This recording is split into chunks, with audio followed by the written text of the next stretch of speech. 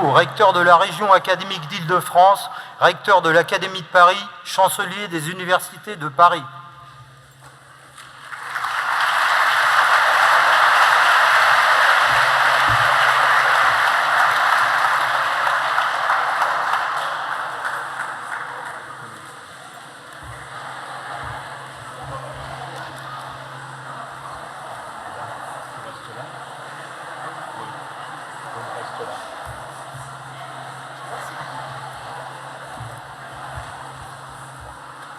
Madame la rectrice de l'Académie d'Orléans-Tours, rectrice de la région académique, chancelière des universités.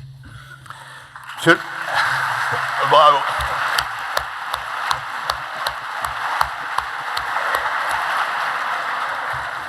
On applaudit les recteurs, c'est quand même pas mal cela. Alors, monsieur le directeur de l'Institut culturel italien, mesdames et messieurs les professeurs et directeurs de recherche, chers et chers collègues, mesdames et messieurs les inspecteurs généraux, mesdames et messieurs les inspecteurs, mesdames et messieurs les chefs d'établissement, mesdames et messieurs les professeurs, mesdames et messieurs, chers et chers élèves, et vous, cher Paolo Antolini, au principe de cette belle rencontre.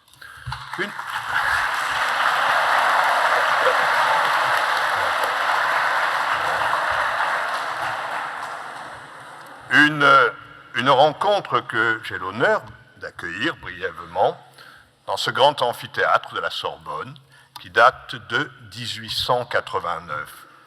Double symbole historique que je suis toujours heureux de rappeler. D'abord lié à sa chronologie. Il a été inauguré, le grand amphithéâtre dans lequel vous vous trouvez, le 5 août 1889 pour le centenaire de la Révolution française, ou plutôt pour le centenaire de la nuit du 4 août qui vit, vous le rappelez sans doute, l'abolition des privilèges, rappelant ainsi que le mois d'août 1789, dont on fêtait le centenaire, que le mois d'août 1789 est bien le mois fondateur de notre période contemporaine, parce qu'ouvert par l'abolition des privilèges et clôturé le 26 août par la Déclaration des droits de l'homme et du citoyen. Une façon, je crois, de mettre les savoirs, et donc les contenus scientifiques, au cœur des valeurs qui, avant d'être républicaines, puisque la République a attendu quelques années, après 1789, qui, avant d'être républicaines, sont des valeurs d'universalité, d'égalité et de progressisme. Mais au-delà de ce message des temps, il y a évidemment le message des contenus, celui des échanges de savoir, celui de la centralité des sciences dans les apprentissages et les humanités, message que veut envoyer la Troisième République en refondant la Sorbonne nouvelle, comme, pour le dire en français, une grande comprehensive university où sciences, humanités classiques et modernes voisinent en harmonie, comme le montre la belle fresque de Puvis de Chavannes, du bois sacré, que vous pouvez contempler en grande partie. Tout cela fait que je suis particulièrement heureux de vous accueillir, avec ma collègue et amie, la rectrice Béguin, de vous accueillir ici, comme chancelier de nos universités, dans la plus vénérable de nos universités, qui a été revitalisée par le beau XIXe siècle du progrès et des dictionnaires. Cette satisfaction, ce n'est pas fini, ne vous en déplaise. Cette satisfaction se double de celle du recteur que je suis. En effet, comme ma collègue, en participant avec des élèves et des professeurs du secondaire à une fête de la science, au croisement des ambitions intellectuelles, pédagogiques et sociales de notre école, je veux dire notre satisfaction. L'impératif intellectuel nous fait situer les sciences, physique, astrophysique, astronautique, au sein d'un dialogue avec les autres sciences et les pratiques disciplinaires. L'histoire, la médecine, l'architecture, la littérature, tant la palette des collègues et personnalités qui vont intervenir cet après-midi est riche et ouverte.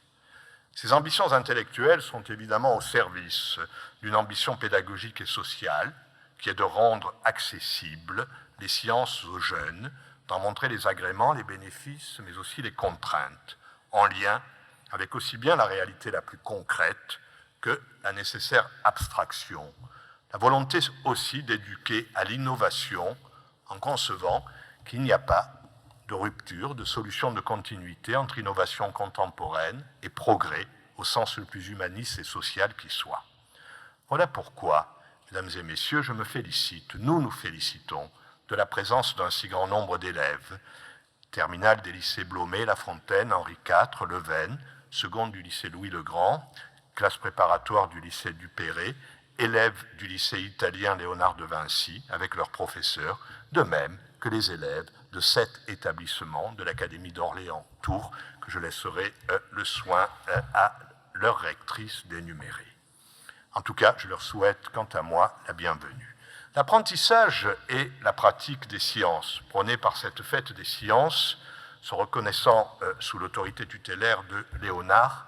il ne m'appartient pas, à moi, de revenir sur la figure de Léonard de Vinci, figure de complétude et de dialogue des arts et des sciences. Il ne m'appartient pas de le faire, d'abord pour éviter des banalités, ensuite parce que sa figure appartient aux spécialistes qui sont ici, et enfin parce que la rectrice d'Orléans-Tours, qui est la rectrice de Léonard de Vinci, puisqu'Amboise et Chambord sont de son ressort, aura l'occasion sans doute de l'évoquer. Je retiens simplement, pour clore ces remarques liminaires, je retiens le modèle des transferts culturels franco-italiens que nous suggère hautement Leonardo. C'est bien ce modèle qui a inspiré les organisateurs, les organisatrices, en invitant tant de scientifiques italiens à venir cet après-midi. Je sais qu'ils et elles parlent français, ma intanto voglio salutarli nella loro lingua, anche se parlano tutti francese, fa piacere salutare gli amici, i colleghi, i grandi scienziati italiani che sono qui nella vostra propria lingua. Grazie e benvenuti a voi tutti.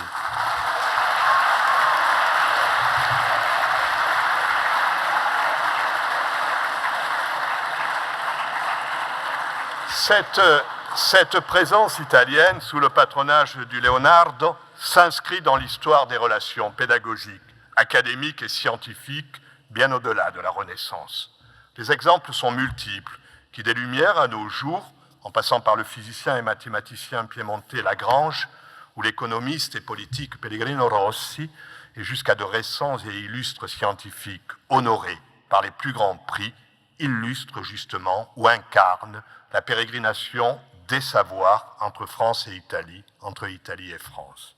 Mais c'est aussi pour montrer l'actualité profonde et le futur prometteur de ces relations pédagogiques et intellectuelles